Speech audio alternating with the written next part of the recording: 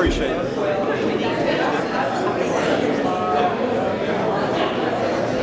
Good afternoon. Is it on?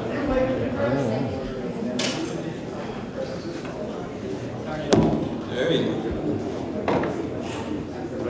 Good afternoon. Hey. Jonathan Sutphin with the Project Lead the Way here at North Surrey High School, and want to welcome you to our EDD presentation night. We do this at the end of every class to show off the inventions and innovations of the students and what they have done throughout the, not just class periods, but throughout the 4 years that they've been here. These students have put in many hours, not just in these projects, but through tests, through different designs, through different classes, and they're 10 of the top students here at North Surrey High School. These 10 have understood the thoughts that they've put into this. They've understood the reasonings behind these designs, the necessary tools that they've used to make these designs. And for that, that's why we put on this presentation night. So, the way that this is going to work is like Shark Tank. If you've ever seen the show Shark Tank, you have different people come up and they introduce their design and they explain their design. At the end of their presentation, you won't give feedback.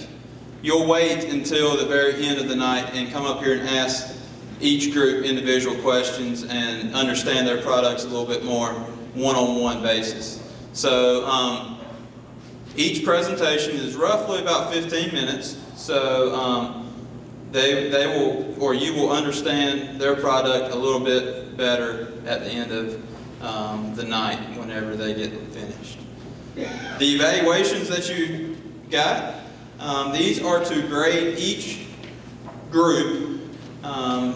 It's not a part of their grade, but it is a part of them understanding how well they present themselves. Each one of these students are going off to college next year. They need to understand what they need to work on. There is a lot of public speaking in college. There is a lot of design work in college, programming in college, and you need to be, or they need to be able to tell other people about that. So if you can give them some pointers, go ahead, critique them. Use some notes, or you can jot down some notes if you would like beside there, if you have something to say in that regard. So at the end of the night, you'll just put those in that blue barrel on the other side of the door right over there before you leave. And they will see these and they will understand what they need to work on over the coming months. Does anybody have any questions? Good. So, Trey, it's your turn.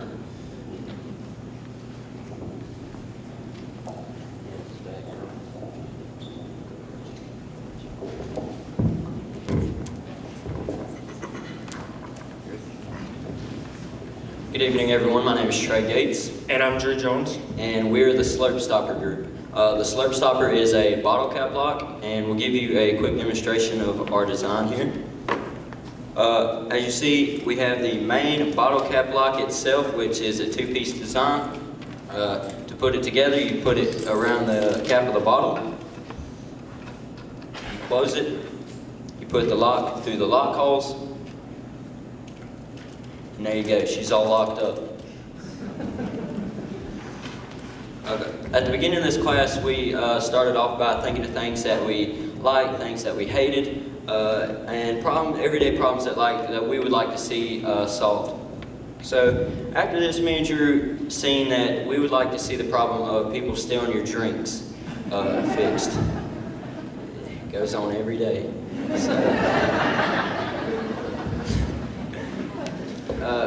From here, the problem is some parents don't let their children drink pop all the time or at all, but they still have it in their home. So locking it up would be very useful for them. Or other times when you're at work or anywhere where people might come in and take a drink out of the fridge. So that's what the Slurp Stopper is designed for. All right, so after we realized that this was an issue, we went through some surveys, figured out that this was an issue, and people figured out that they do want to solve this issue. We then had to brainstorm. In the brainstorming phase, it's the second phase of the design process. There is nothing that is too big or too small. Every idea is a good idea. Eventually, you're going to dump those into one big pot and see what comes out.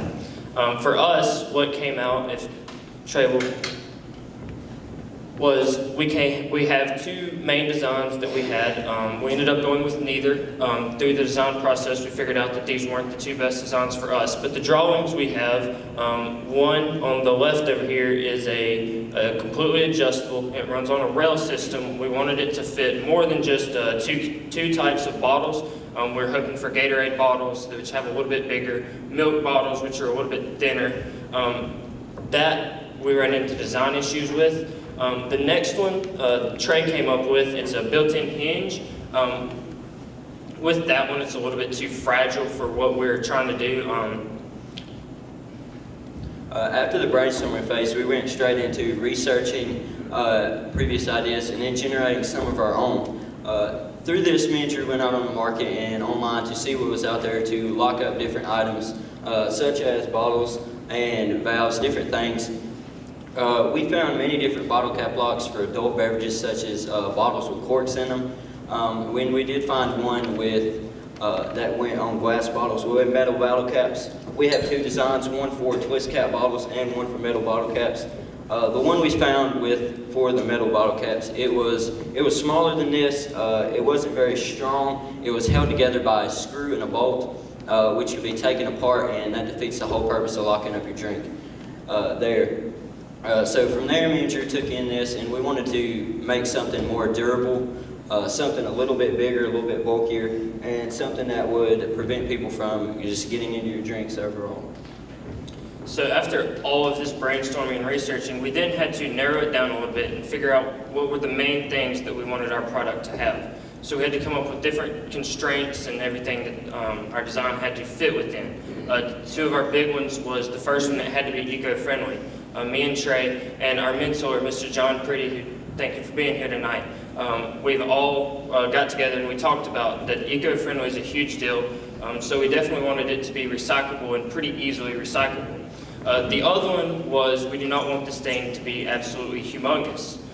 You have people over to your house, grab a drink. Well, you don't want them going into your fridge and seeing that you're a helicopter parent and you're walking your drinks up from your kids and now they think they're crazy.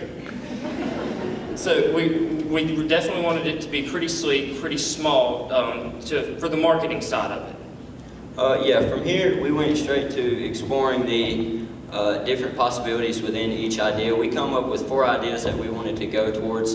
One being a 2-piece design for the twist cap and metal cap bottles that was held together with the 2-piece hinges, Drew said. This was, Drew mentioned earlier, it's not very durable and weak. It'd be very cost efficient, and you'd be able to 3D print it very easily. But we decided not to go with this. Another idea would be the adjustable one. We just couldn't grasp onto the idea of how we would make it adjustable. We had a 1-lip design where it would be, instead of 2 lips on each side, as you see here with these ones, it would be a 1-lip design that would go on the bottom so you couldn't pull it up and or push it down. And that's where we went from there. So we then had to select which one we were going to work on for the next 6 weeks of the class. To do that, we chose to go the mathematical route. We put them all in a chart and we ranked them. We came up with 4 different constraints: manufacturability, time to manufacture, cost to manufacture, and eco-friendliness. We then ranked them 1 through 4, and whichever one came out with the high score at the end was the one that we chose. We ended up choosing the one that you see here on these 2 plastic ones that you see here on the bottles. They have a few improvements from the original one that Trey talked about that we found in research. The glass one is more similar just because it fits glass bottles. The one on the 2-liter bottle for the twist cap is completely new, so we decided to go with these based on the math that we went through. Yeah, as Drew said, from here we went and we began, we just jumped right into the building process, you could say. We had 6 weeks to do the building. From when we started, we got on Autodesk Inventor, which is a CAD program, it's computer-aided design.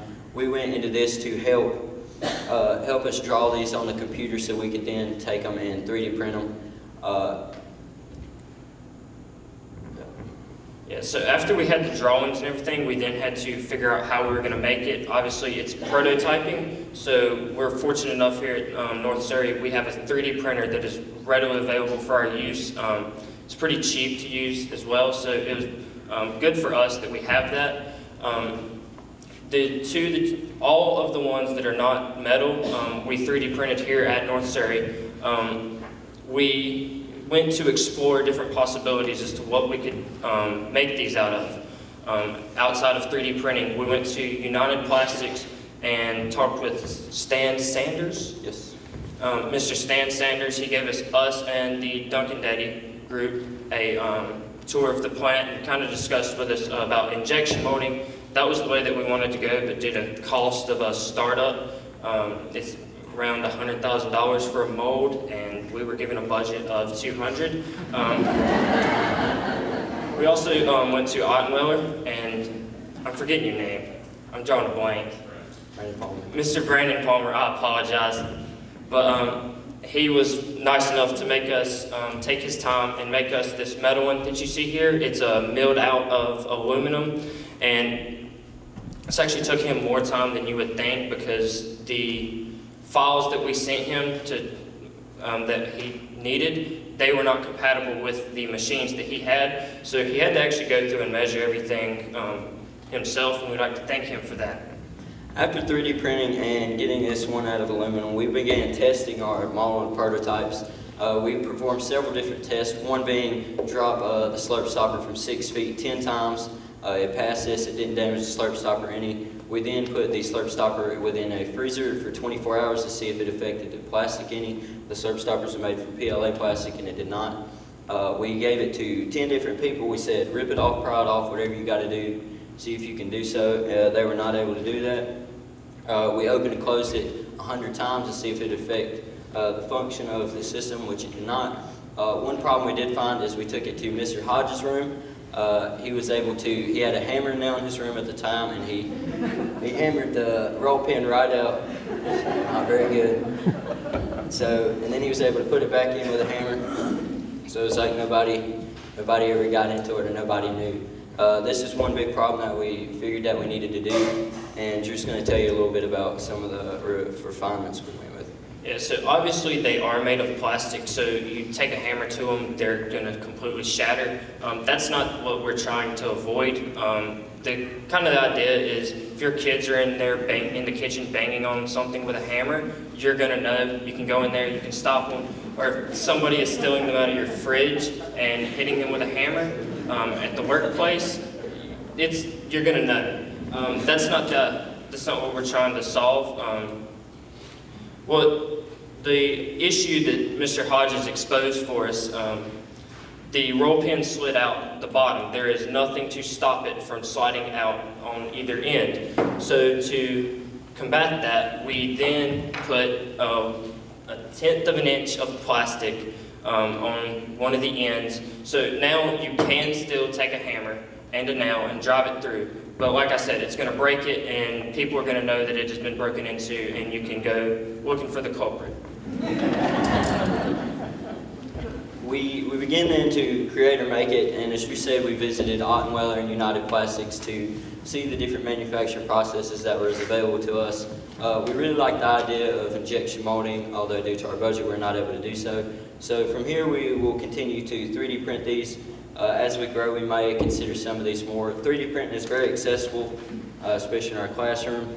It's very cheap. It's $1.10 to produce or to make one slurp stopper, and that is based off the weight and the amount of filament that's on each spool that goes into the 3D printer, along with the 44-cent roll pin that goes into it. So $1.54 to produce one, not including the lock.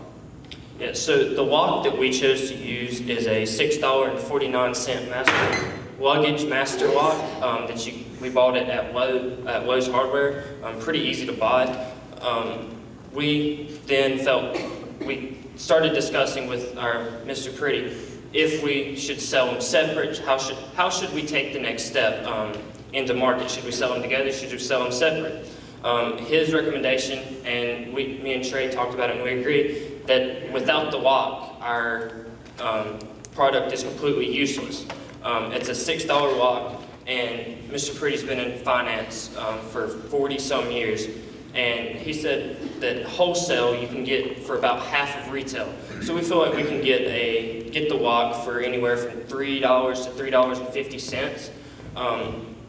Obviously, outside of rapid prototyping, we can get the product made for, we feel like, under $1, which will put us at a price point and a profit anywhere from $7 to $9. It was a lot of swing and miss with this project, but we're really happy with what we have now.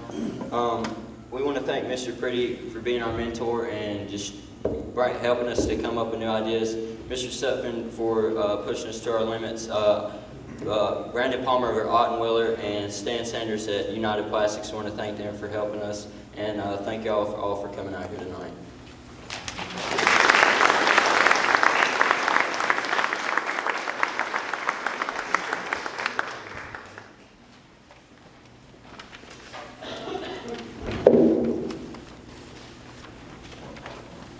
So one of the things that they mentioned was the design process.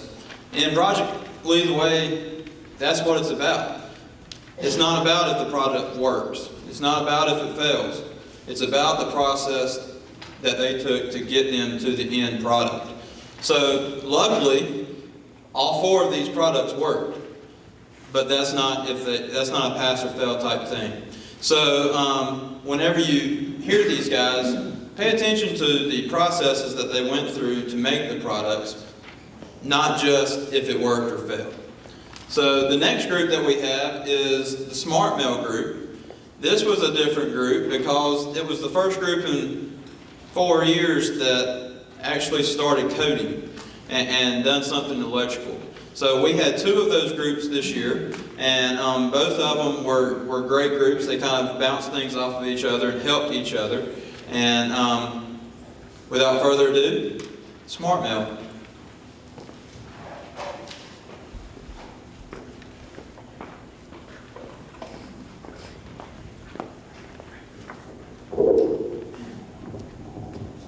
Good evening, everyone. Thank you all for taking the time to be here this afternoon. My name is Nicholas Gonzone. I'm Carly Marion. I'm Abby McBride. And we are the Smart Mail team. And today, not only are we going to be showing you our prototype design, our final prototype design, we will also be showing you the 12-step process we took to actually develop the design. So at the beginning of this project, we had done a survey, and we had got 509 responses from that survey. And in that survey, 94% would like to know when a package has been delivered to their mailbox. 98% would like to know how to reduce mail theft at their mailbox. And 94% would like to know when a package has been delivered to their mailbox. The first step in our engineering design and development process was find the problem. In order to create an efficient design, we had to find out a solution to a problem or issue. In the United States, for example, the average citizen checks their mailbox on a daily basis is 52%, making it difficult to know when to check your mailbox. We also found a problem that handicapped and elderly people have trouble getting to their mailboxes.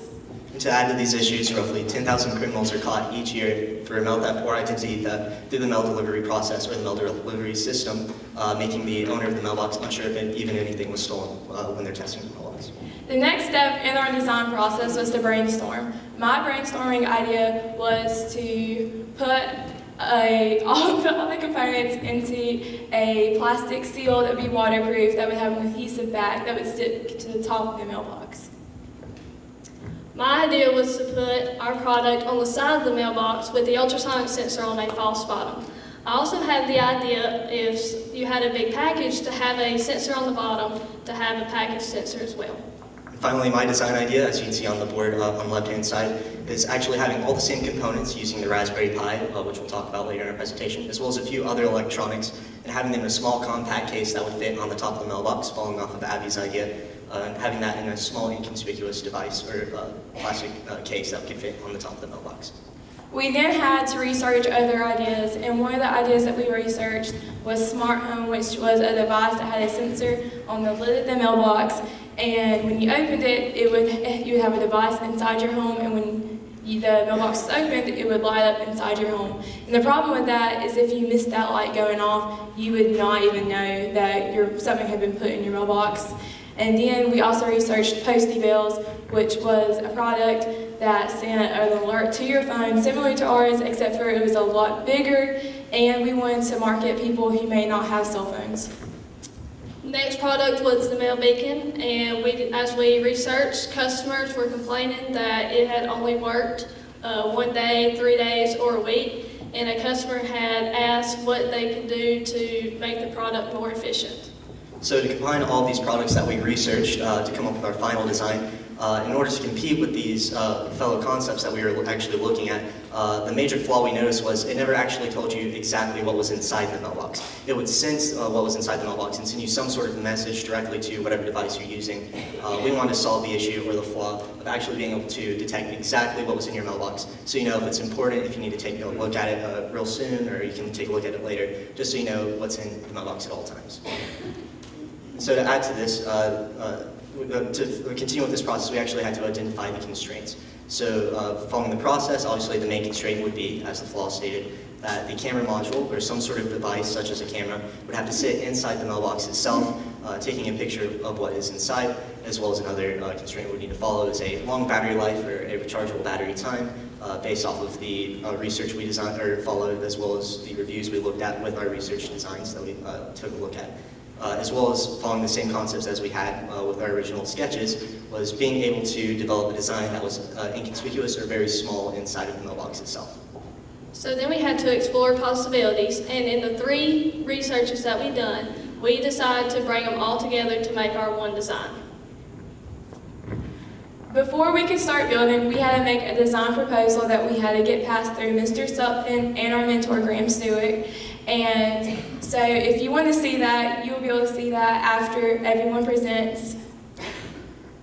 All right, and so just based off of the research design we have as well, following the design process, we need to make sure that all the constraints that we followed were correct, making sure to maintain these 3 processes, or the 3 processes, with the research design as well as our final prototype design that we are working on.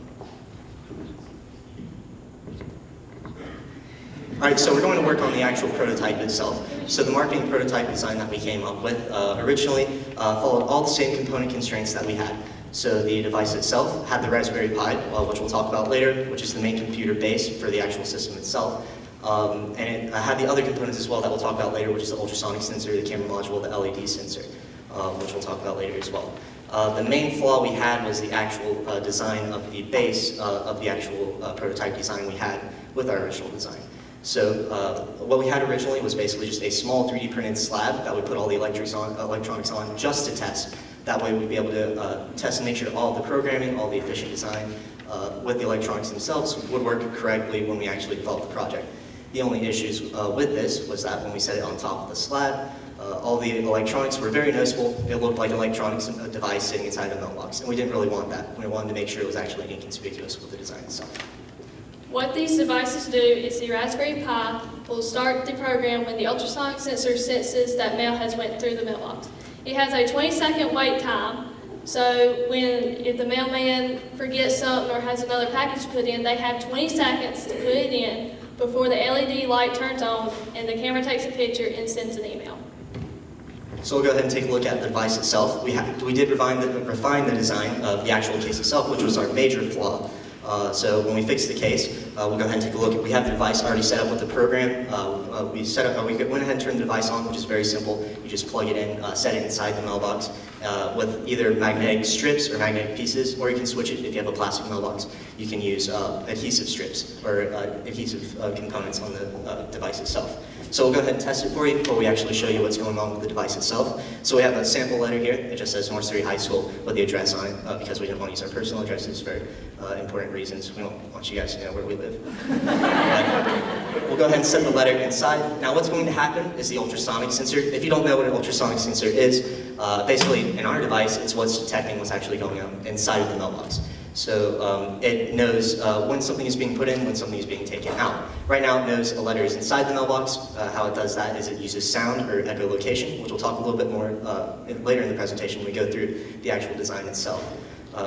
But now it knows it's inside the mailbox. The next step is actually taking a picture of what's inside the mailbox, knowing what letter is inside, sending that to me or whoever is using the device or whoever it's paired to.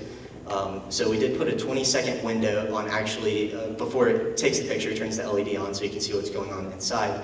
That way, just in case if the mailman or the mail lady forgot to put something in, forgot to sign something, or there's just something else or another step that they forgot to do or need to do, it gives them a little bit of time to do that. So now that 20-second window is over, hopefully I finished all of that by talking over that, but I have received a notification on my cell phone. And I'll go ahead and show it to you, and it is through a Wi-Fi connection. That way, one of the main issues we notice with other devices is that you can only pair it with one device through a Bluetooth connection or like a cellular connection. What we want to do is we want you to be able to connect your device in any location. If you're at work, you want to be able to